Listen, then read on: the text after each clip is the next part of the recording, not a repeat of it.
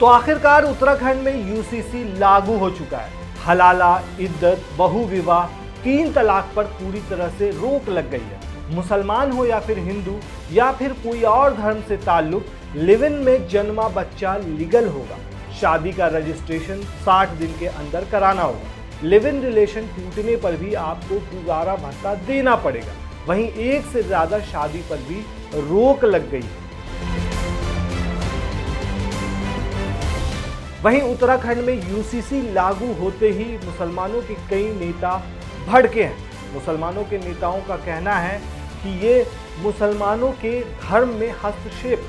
तो वहीं मौलाना शहाबुद्दीन का कहना है कि अगर यूसीसी शरीयत के मुताबिक नहीं हुआ तो फिर मुसलमान इसको मानने को बाध्य नहीं होंगे। शरिया मुसलमानों का एक कानून है जो मुसलमान उसको फॉलो करते हैं। तो आखिर यूसीसी से उत्तराखंड में क्या क्या बदल गया और इससे मुसलमानों का क्या कहना है, और इससे किसी भी धर्म को नुकसान पहुंचेगा या फायदा, और क्या है ये यूसीसी, चलिए इस वीडियो में पूरे यूसीसी के मामले को समझते हैं। दरअसल उत्तराखंड में आज यानी सोमवार यानी 27 जनवरी 2025 से यूनिफॉर्म सिविल कोड यानी समान नागरिक संहिता लागू हो गया है। अब राज्य के सभी नागरिकों को हर धर्म, हर जाति, मेल हो या फीमेल, सब पर एक ही कानून लागू होगा। मुख्यमंत्री पुष्कर सिंह धामी ने कहा है कि ये कानून समाज में एक रूपता लेकर आएगा। यूसीसी में बहुविवाह और हलाला की अनुमति नहीं है। साथ ही 2010 से हुई शादियों का रजिस्ट्रेशन करवाना होगा और एक्ट लागू होने के बाद वाली शादियों को 60 दिनों के अंदर रजिस्टर करवाना होगा। सभी धर्मों के लिए तलाक का कानून भी एक जैसा होगा। मुख्यमंत्री पुष्कर सिंह धामी ने यूसीसी पोर्टल लॉन्च करते हुए ये भी कहा कि आज का दिन पूरे भारत के लिए ऐतिहासिक दिन है। इसी क्षण से सभी धर्म की महिलाओं को समान अधिकार प्राप्त हो गए हैं। उन्होंने कहा कि मेरे लिए भावुक क्षण है। हमने 2022 के चुनाव में जो वादा किया था, हमने उसे पूरा किया। हलाला, बहुविवाह, बाल विवाह, 3 तलाक जैसी कुप्रथाओं पर पूरी तरह से रोक लग जाएगी। समान नागरिक संहिता किसी भी धर्म या पंथ के खिलाफ नहीं है। इसमें किसी को टारगेट करने का कोई कारण नहीं है। ये समाज में समानता लाने की कानूनी प्रयास है। इसमें किसी प्रथा को नहीं बदला गया है, बल्कि कुप्रथा को खत्म किया गया है। समान नागरिक संहिता जाति, धर्म, लिंग आदि में अंतर के आधार पर कानूनी मामलों में होने वाले भेदभाव को समाप्त करने का एक संवैधानिक उपाय है। इसके द्वारा सभी नागरिकों को समान अधिकार देने का प्रयास किया गया है। इसके लागू होने से प्रदेश में सच्चे अर्थों में महिला सशक्तिकरण सुनिश्चित हो सकेगा, जिसके बारे में मैंने अभी कहा कि सशक्तिकरण भी होगा, सुरक्षा भी होगी।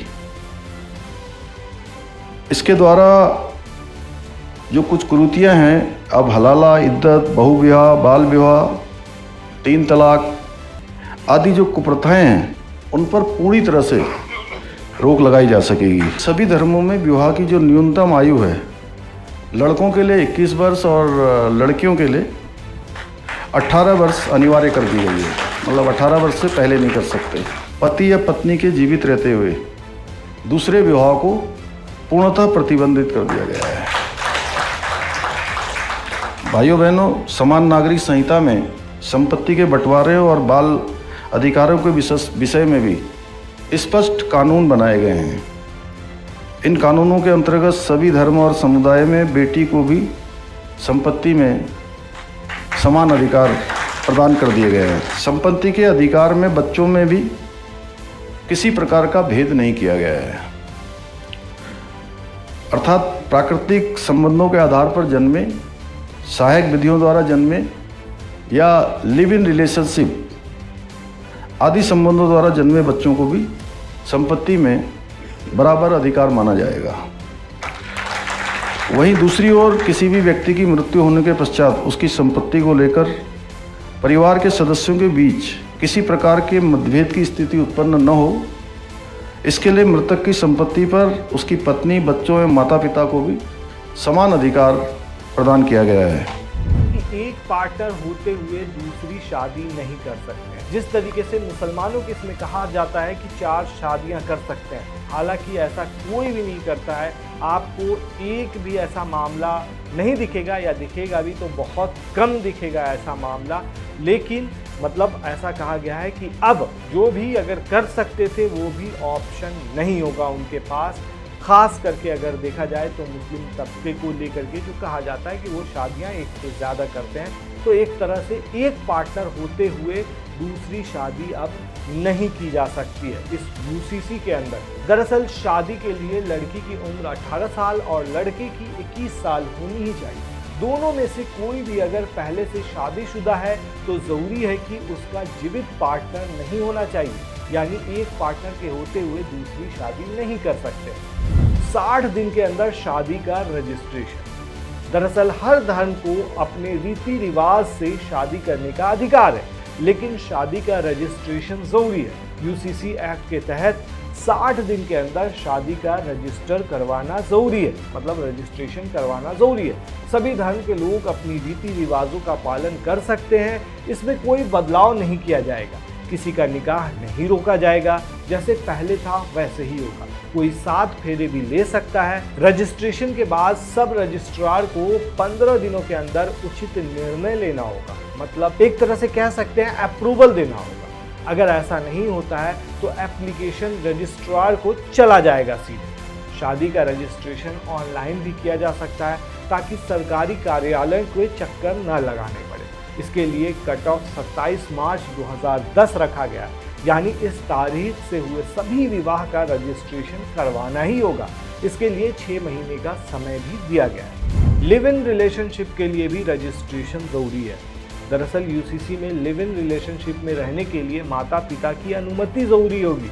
कपल को रजिस्ट्रार के सामने संबंध के बारे में बताना होगा, और अगर रिलेशन खत्म करना है तो भी रजिस्ट्रार को बताना होगा। 1 महीने से ज़्यादा समय तक बिना रजिस्ट्रेशन के लिव इन में रहने पर 10,000 रुपये का जुर्माना लगे। रजिस्टर्ड कपल की सूचना रजिस्ट्रार उनके माता पिता को देंगे, और ये जानकारी पूरी तरह से गोपनीय होगी। लिव इन में जन्मा बच्चा लीगल होगा। लिव इन में पैदा हुए बच्चे को लीगल माना जाएगा। रिलेशनशिप टूटने पर महिला गुजारा भत्ता मांग सकती है। सीएम धामी ने कहा है कि लिव इन में रहने के दौरान जन्मे बच्चे को उस कपल का बच्चा माना जाएगा और उसे सभी अधिकार प्राप्त होंगे। कई बार साथ रहने के बाद रिश्ते खराब भी हो जाते हैं और हत्याएं भी हो जाती हैं। कहा जा रहा है कि इस पर रोक लगेगी। आपको बता दें दोस्तों, राष्ट्रपति द्रौपदी मुर्मू की मंजूरी के बाद रिटायर्ड जस्टिस रंजन प्रकाश देसाई की अध्यक्षता वाली 5 सदस्यीय कमेटी ने 2 फरवरी 2024 को यूसीसी पर ड्राफ्ट तैयार किया था, जिसे उत्तराखंड सरकार ने 4 फरवरी को मंजूरी दे दी। इसके बाद विधानसभा में बिल पास हुआ और 18 फरवरी को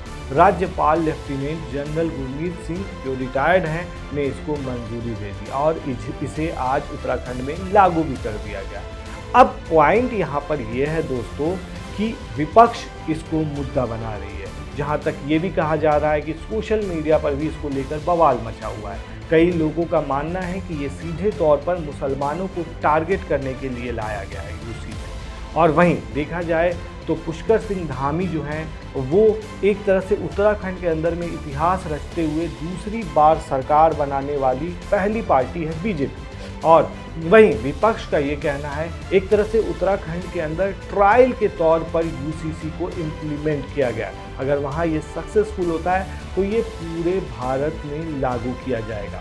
अब दोस्तों पॉइंट वो नहीं है, अब पॉइंट यहाँ पर ये एक आ जाता है कि क्या ये मुसलमानों से रिलेट इसको क्यों किया जाता है? क्या इससे मुसलमानों के हक पे या उनके धर्म पे या उनके शरिया के कानून पे कुछ इम्पैक्ट पड़ेगा या कुछ बदल जाएगा? तो इसका जवाब है कि जिस तरीके से मुसलमानों की अपनी एक शरिया कानून है जिसके तहत वो चलते हैं, तो उसमें बहुत सारी चीज़ों को लेकर के डायरेक्ट इन्वॉल्वमेंट हो सकता है। ऐसा नहीं कहा जा सकता है कि नहीं होता है, लेकिन देखा जाए दोस्तों तो जो चीज़ें हैं उसमें बहुत कम ही इन्फ्लुएंस होता है। जिस तरीके से आप ये भी कह सकते हैं हलाला जैसी चीज़ें वो देखने को भी अब नहीं मिलती हैं, ज़्यादातर इस तरह के मामले सामने नहीं आते हैं, और आते भी हैं तो उसके ऊपर कानूनी कार्रवाई होती है। तो ऐसे में कहीं ना कहीं क्लैशेस जो बताए जा रहे हैं कि यूसीसी वर्सेस शरिया हो सकता है, तो ऐसे होने के चांसेस कम ही हैं, क्योंकि जो भी चीज़ें हैं वो सारी चीज़ें एक तरीके से आप देखेंगे तो दोनों ही तरफ में कही जाती है। आज के डेट में शादियां एक से ज़्यादा कौन करता है? देखा जाए तो कोई भी नहीं ऐसा आपको मिलेगा जो 2 शादियां या 3 शादियां कर रखा हो। लेकिन हाँ, जैसे अगर किसी की वाइफ का डेथ हो जाता है या हस्बैंड का डेथ हो जाता है तो इसमें कह सकते हैं उस शर्त में शादी की जा सकती है, तो इसको लीगल है इसमें।